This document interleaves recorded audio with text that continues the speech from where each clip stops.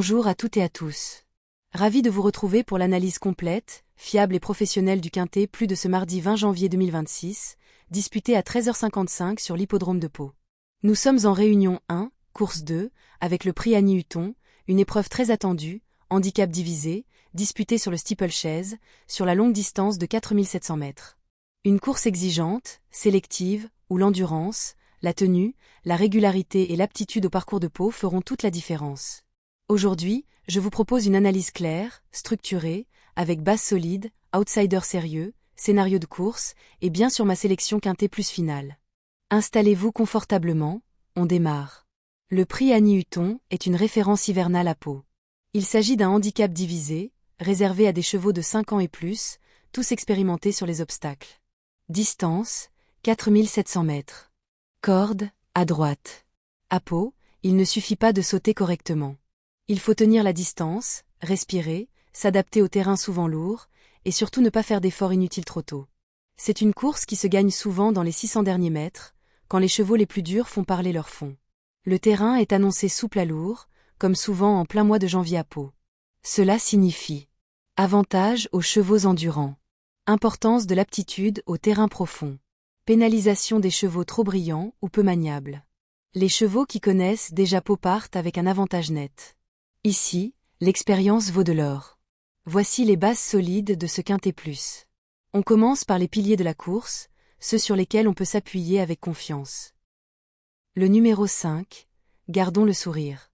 C'est une base prioritaire, le point d'appui numéro 1.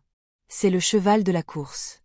Régulier, courageux, confirmé dans les handicaps, et surtout très à l'aise à Pau.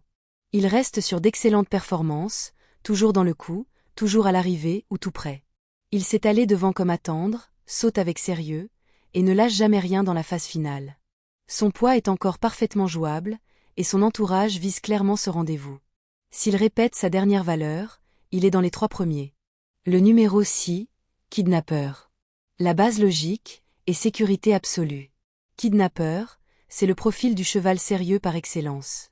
Il enchaîne les parcours propres, sans faute, avec une vraie constance. Il a déjà prouvé sa compétitivité dans ce genre de lot, et la distance ne lui pose aucun souci. Sur un tracé sélectif comme Pau, sa régularité est un atout majeur. Ce n'est peut-être pas un champion, mais c'est un cheval de Quintet dans toute sa définition. Avec un parcours sans encombre, il lutte pour une place dans le Quintet. Base fiable pour tous les jeux. Le numéro 8, Nomade. Notre 3e base, il est très sérieux. Nomade possède un profil intéressant dans ce handicap. Il est bien situé au poids, a déjà montré de la tenue, et son style correspond parfaitement à Pau. Il sait attendre, se faire discret, puis finir son parcours sans s'effondrer, ce qui est capital sur 4700 mètres. S'il ne commet pas d'erreur dans le parcours, il peut parfaitement intégrer le Quintet. Chance régulière, à inclure dans toutes les combinaisons. Les outsiders très crédibles. On passe maintenant aux chevaux capables de faire afficher de gros rapports, sans être des surprises totales. Le numéro 9, Galop du Large. Un outsider bien sérieux. Il revient progressivement à son meilleur niveau. Ce n'est pas le plus médiatisé, mais son profil colle bien à l'épreuve. Il possède de la tenue, connaît les handicaps, et peut profiter d'un rythme soutenu. C'est à glisser dans les quintets élargis et les multis. Low End Degree 3, Always Love You. Alors attention, c'est un cheval de classe. Il a déjà gagné cette course par le passé, et il connaît Pau par cœur.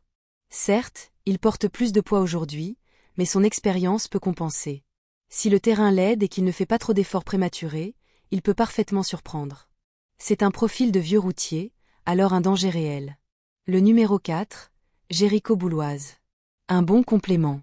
Toujours honnête, rarement très loin, Jéricho Bouloise fait partie de ces chevaux qu'on ne doit jamais écarter trop vite. Il ne gagne pas souvent, mais il accroche régulièrement les places. C'est parfait pour compléter un quintet. Le numéro 1, Benou. Il est expérimenté mais délicat. Très endurci, Benou connaît toutes les ficelles du steeple. Mais il reste parfois imprévisible. S'il est dans un bon jour, il peut accrocher la 5e place. À jouer en bout de combinaison. Le scénario de course probable. Le rythme devrait être sélectif, sans être suicidaire.